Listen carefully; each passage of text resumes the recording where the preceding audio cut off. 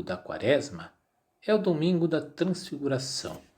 E o Evangelho já começa com uma informação muito importante. 6 dias depois. Esse número 6 evoca o sexto dia da criação. E vamos lá no livro do Gênesis ver o que aconteceu no sexto dia da criação. Foi a criação do homem. Veja então esse texto da Transfiguração vai falar da criação do novo Adão. O primeiro Adão pecou e perdeu a sua graça.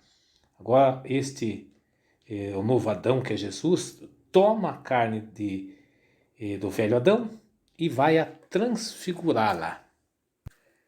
Jesus tomou Pedro, Tiago e seu irmão João. Será que Jesus Cristo fazia acepção de pessoas no sentido de privilegiar um e menosprezar os outros? Será que ele escolheu esses 3 que eram seus queridinhos? Bom, na verdade Jesus Cristo dava um tratamento, não digo especial, mas um tratamento necessário para cada pessoa. E esses 3 discípulos, que a piedade cristã os considera os discípulos mais fervorosos de Jesus Cristo, nem sempre foram assim. Eles eram discípulos, vamos dizer assim, que gostavam muito de Jesus, mas eles tinham muita coisa a aprender. O próprio Pedro aqui é chamado de Pedra, esse apelido é degenerativo. E os outros 2 irmãos são bastante, vamos assim, impulsivos. Então Jesus Cristo fez como uma mãe ou um pai que para os filhos problemáticos, o ama a mais ainda, ele dá, vamos dizer assim, cuidados especiais. E assim eles se tornarão os maiores santos do cristianismo. Ele vai levar esses discípulos, o texto diz, a uma alta montanha. Não fala o nome, embora a tradição diga Monte Tabor. Esta alta montanha já ocorreu no evangelho passado, é o contraponto com a tentação do diabo. O diabo queria que Jesus pecasse cometendo idolatria, adorando-o.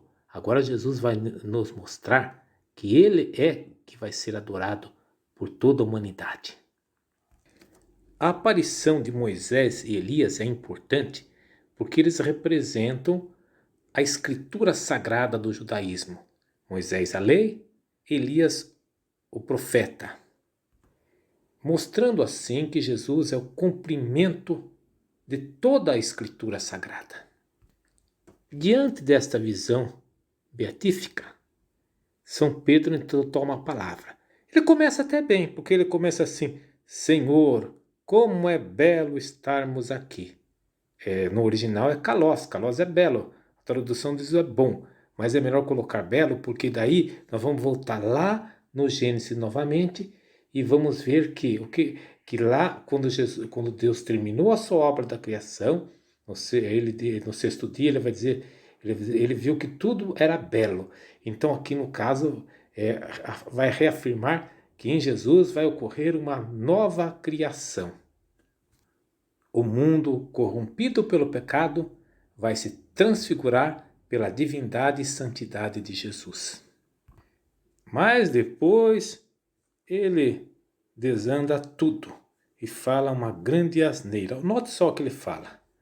Vamos fazer 3 tendas? Quando ele fez isso, o que ele está? Eles dizem os historiadores que aí já dá para a gente situar a data do ocorrido. Ela ocorreu, esse evento da transfiguração, juntamente com a festa de Sucote, a festa das tabernáculos, da tenda, que na Bíblia é chamada a festa. É a grande festa, a festa mais importante, pelo menos do ponto de vista popular. Nesta festa se comemorava a outorga da lei e principalmente a posse da terra. E um dos rituais mais importantes era fazer uma cabana e a família toda passar a noite dentro desta cabana. Nem é preciso dizer que as crianças adoravam, porque cabia a elas a tarefa de fazer os enfeites da cabana. Era uma forma de agradecer a bondade de Deus que tirou o povo da peregrinação do deserto, quando não tinha terra, ele deu uma terra. Mas oculta aí a visão do messianismo triunfalista. E que ele então, no fundo, ele está priorizando a Torá, a lei, porque era a festa da ortoga da lei. Então ele está colocando a lei como algo mais importante do que o próprio Jesus. Pedro, de fato, era um judeu muito ortodoxo.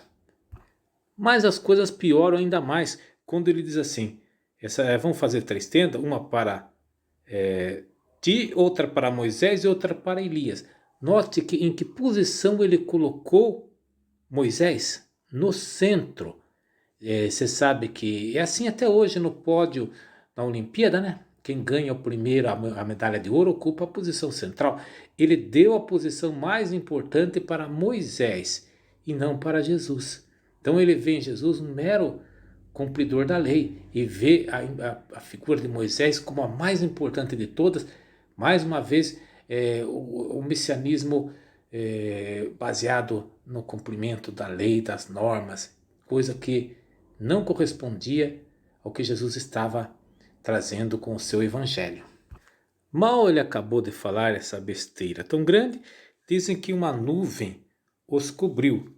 Essa nuvem é aquela que, se você abrir o livro do Êxodo, é o sinal da presença de Deus na tenda, é a Shekinah, mostrando assim que em Jesus se manifesta a presença da Trindade Santa. Isso vai ser acentuado com a voz: eis o meu filho amado, em quem me comprazo.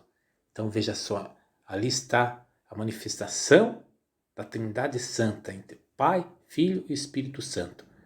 Pai a voz, o Filho Jesus encarnado e o Espírito Santo a nuvem luminosa. Os discípulos que estavam abobados já com a cena luminosa, esqueci de falar que esta luz não é a luz material, a luz do sol, mas é a luz. Você já abriu o livro do Gênesis? Fala de 2 vezes da criação da luz. A luz do primeiro dia da criação é a luz da energia divina, e a luz do 4º dia da criação, que é a luz do sol. De maneira que essa experiência dessa luz do primeiro dia da criação é uma experiência profundamente espiritual. É uma luz que não é visível pelos olhos carnais, mas é visível pelos olhos da fé. A voz vai causar um grande medo neles. Esse medo, entendam bem, não é medo de bandido, de fantasma. Este medo é aquela vertigem que o homem sente quando está diante da beleza divina. Ele sente a sua miséria, a sua pequenez, aquela vertigem, aquela situação de que você sente que realmente você não é nada diante de Deus. Isso causa um pavor tremendo quem já fez essa experiência. Jesus, quando vê eles caídos por terra, toca. Aí a imagem é da ressurreição, porque eles se levantam e eles então descem para a planície, onde deve continuar a sua missão de semear o Evangelho.